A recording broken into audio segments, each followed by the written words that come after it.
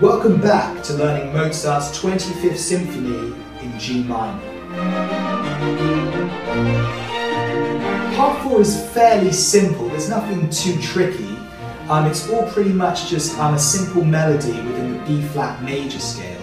The only tricky thing comes towards the end, which is two 16th note ascending scales, which are going to require, pretty decent alternate picking technique. But other than that, this section is fairly simple. So here we go.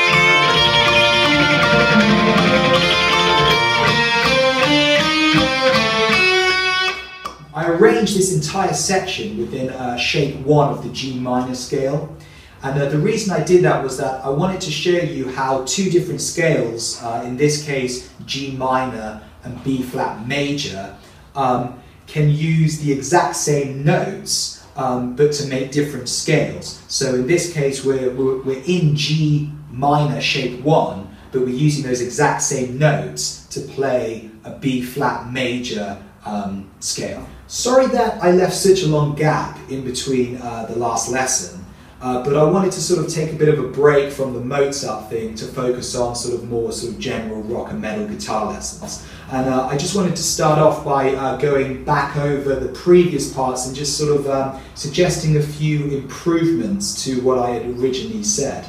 The first thing that I want to suggest is that although I originally said that I wanted to notate this for a single guitar, I do feel that we're kind of losing a few important dynamics from all of the other instruments and how they interact and make really nice melodies and counterpoints and things like that. So what I've suggested is that I've made a backing track of all of the other parts for you to play along with. So you can take the exact same music that I've notated down in the previous parts, but then when you play it along with this backing track, you're basically going to end up with a lot more full sounding performance, and you're going to be able to hear how all of the different parts interact with each other and how your guitar is complemented by all of the other instruments. And so what I've done is I've made an MP3, I've put it on SoundCloud, and so now on all of the other lessons, that SoundCloud track is going to be in there for you to practice along to, and as we get further and further into the piece, you'll be able to play along with more and more of the backing track until we finish it. Another suggestion I wanted to make was for the arpeggios in part 3.